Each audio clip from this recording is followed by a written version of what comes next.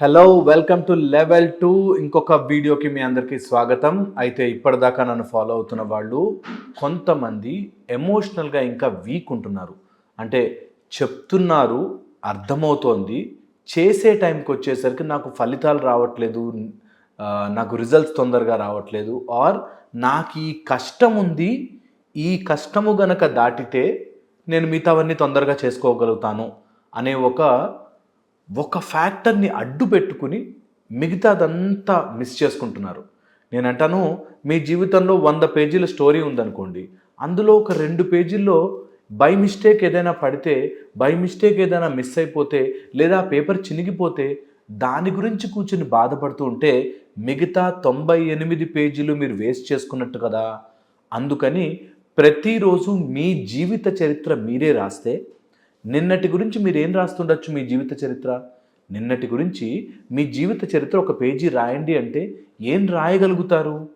అలా బ్రతకడం మీరు నేర్చుకోకపోతే, ఒక పేజీ ఏదో బాలేదని, ఒక ఎపిసోడ్లో ఏదో ఒక రాంగ్ డెసిషన్ అయ్యిందని, ఒక సీన్లో ఏదో మీకు జీవితంలో బ్యాడ్ జరిగిందని, ఒక బ్యాడ్ హస్బెండ్, ఒక బ్యాడ్ ఆఫీసు, ఒక బ్యాడ్ బాస్, ఒక బ్యాడ్ గర్ల్ ఫ్రెండో బాయ్ ఫ్రెండో, లేకపోతే ఒక ఫైనాన్షియల్ రాంగ్ డెసిషన్ తీసుకుని ఇరుక్కుపోయి ఉంటే దట్ ఈజ్ ఓకే.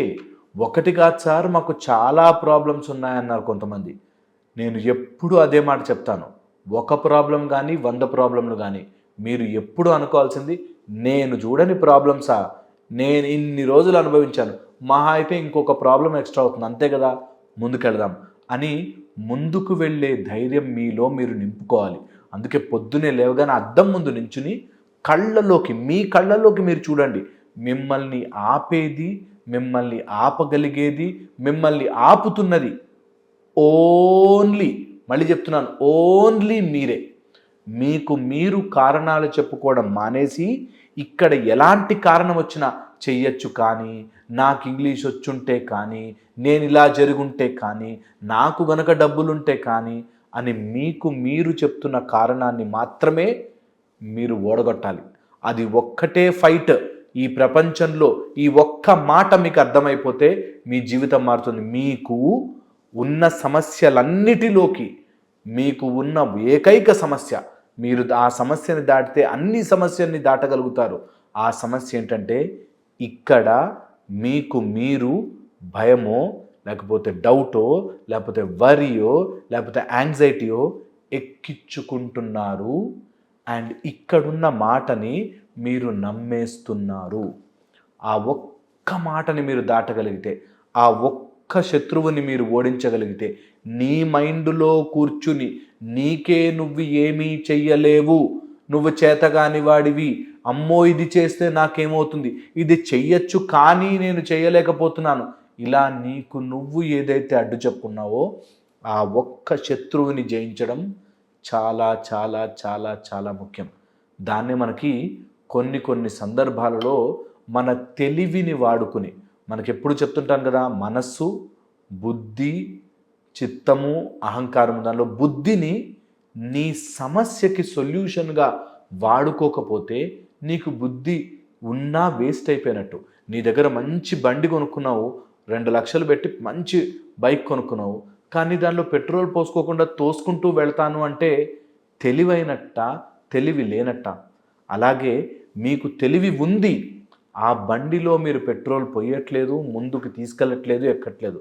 సో మీరు తెలివిగా మారాలి అంటే పొద్దునే అద్దం ముందు నుంచుని, నిన్న నా జీవితంలో నేను రాసుకున్న పేజీలో ఏమీ అద్భుతమైన విషయాలు లేవు, ఈరోజు నేను నా పేజీని అద్భుతమైన లైఫ్తో నింపుతాను అనే మీరు ఒక డెసిషన్ తీసుకుని ముందుకు వెళ్ళాలి. ఒకవేళ మీకు అలా వెళ్ళాలనిపిస్తే మీలో 3 శత్రువులు బయటకు వస్తాయి. ఎప్పుడైనా సరే ఎనీ యుద్ధం తెలుసా, మీలో మీరు ఎప్పుడైనా పెద్ద పెద్ద రాజుల్ని, లేకపోతే వాళ్ళని చూస్తే బహుపరాగ్, నీ అంత గొప్పోడు లేడు, నువ్వెంత సూపరు, నువ్వింత అని పొగిడించుకుంటారు. ఎంత తెలుసా, వాళ్ళ మైండ్లో 1% డౌట్ కూడా రాకూడదు. ఫస్ట్ ఎనిమి, మీ జీవితంలో ఏదైనా సాధిద్దాము అనగానే ఫస్ట్ ఎనిమి వచ్చేది డౌట్. చెయ్యగలనా, నాతో అవుతుందా, నాతో కుదురుతుందా, కానీ జరుగుతుందా, ఈ డౌట్ని ఫస్ట్ గెలవాలి. ఎవడో చేశాడు, ఎవడెవడో సాధించాడు, ఏమేమో జరిగాయి, నాకెందుకు జరగదు, నేనేం తక్కువ, నాకేంటి తక్కువ అనే ఒక స్ట్రాంగ్ రెజల్యూషన్ మీరు తీసుకోవాలి. ఫస్ట్ థింగ్ మిమ్మల్ని మీ బాడీలోంచి బయటికి తరిమేయాల్సింది డౌట్. అనుమాన పడద్దు. సెకండ్, అసలు ఈ అనుమానం ఎందుకు వస్తుంది? మీకు సాధన లేదు కాబట్టి. సో రెండో శత్రువు మీ ముందుకు వచ్చేది ఏంటి తెలుసా? అబ్సల్యూట్లీ మిమ్మల్ని అక్కడే కూర్చోబెడుతుంది. ఏమీ ప్రయత్నం చేయనివ్వదు. కానీ ఇంటర్నెట్లో చదివేశాము, అక్కడెక్కడో చూసేశాము, ఆ బుక్లో తెలిసిపోయింది మాకు, అంతా వచ్చేసింది అనే ఒక భ్రమలో ఉంచి మిమ్మల్ని ప్రాక్టీస్ చేయనివ్వకుండా ఆపేస్తుంది. సో డెఫినెట్ మీరు ఏది అనుకుంటారో దాన్ని ప్రాక్టీస్ చెయ్యండి. ప్రాక్టీస్ చేయకుండా ఉంచడానికి మీలోంచి ఒక శత్రువు బయటకు వస్తాడు. ఆ శత్రువే నాన్ ప్రాక్టీసింగ్ అంటారు. అంటే ఏదో ఒకటి, మీకు ఆర్ట్ బావచ్చు, వంట బావచ్చు, బిజినెస్ చేయడం బావచ్చు, ఏదైనా వచ్చు, కానీ మీరు ప్రాక్టీస్ చెయ్యకపోతే మీరు ఎలా గెలుస్తారు? అది రెండో శత్రువు. మీరు ఏ పనైనా తీసుకోండి, ముందు మీకు డౌట్ పెడుతుంది, నేను జంప్ చేయగలనో లేదో అని. మీకు ప్రాక్టీస్ చెయ్యనివ్వకుండా ఆపుతుంది. బికాజ్ ప్రాక్టీస్ చేయలేదు కాబట్టి మీ డౌట్ నిజం అనిపిస్తుంది. బికాజ్ మీరు ప్రాక్టీస్ చేయలేదు కాబట్టి మీ డౌట్ నిజం అనిపిస్తుంది. ఒక ఆవిడ ఇలాగే వచ్చింది, మా హస్బెండ్తో చాలా గొడవ అండి, ఆయనతో నేను చెప్పాలనుకుని చెప్పలేను, మాట్లాడలేను కదా. First thing doubt. నేను చెబితే ఆయన వింటాడా, ఆయన వినడు కాబట్టి నేను ఇలా చెప్పాలి, అలా చెప్పాలి, దీనికి ఇలా స్ట్రాటజీ వేశాను. ఎంత కాంప్లికేట్ చేసుకుంది తెలుసా మైండ్ని. పక్కన కూర్చోబెట్టి ఇది నేను అనుకుంటుంది, నేను ఇలా ఉంటాను అని ఫిక్స్డ్గా చెప్పలేక, అది జరిగితే అలా ఉంటే ఇలా ఉంటే అని తన మైండ్లోనే తన స్టోరీ అల్లేసేసుకుని ఆ స్టోరీకే భయపడిపోయి ఆ స్టోరీని అనుమానంతో అలా జీవితాంతం గడుపుతుంటారు. సో ఫస్ట్ థింగ్ అది. ఒకవేళ నిజంగా అలా మాట్లాడాలి, మా ఆయన్ని ఈరోజు కూర్చోబెట్టి నేను నా జీవితం గురించి మాట్లాడేయాలనిపిస్తే ఒకసారి అద్దం ముందుకెళ్ళి ప్రాక్టీస్ చేయండి. ఏమేమి మాట్లాడతారో ఆ ప్రాక్టీస్ చేసింది యాజ్ ఇట్ ఈజ్ మాట్లాడండి. ఎనీథింగ్ మీరు ప్రాక్టీస్ చేయకపోతే మీకు లోపల భయం ఉంటుంది, వీక్నెస్ ఉంటుంది.